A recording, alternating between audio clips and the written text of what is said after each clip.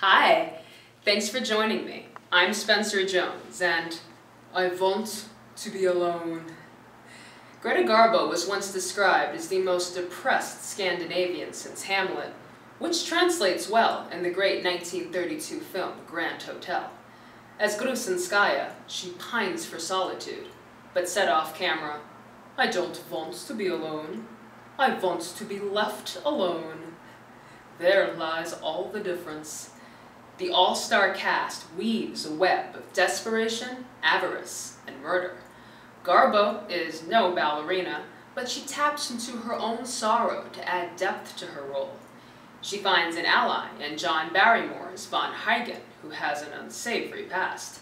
The other Barrymore, Lionel, brings a dash of dark comedy as the dying Kringlein.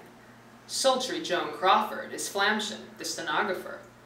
When she joins Preissing, played by Wallace Beery, she humors his advances for her own ends. Now I think Garbo and Crawford would have incredible chemistry, but they never share the screen. Even Garbo told her colleague offset, "I'm so sorry we don't have any scenes together." I think they are two of the finest actresses of their era.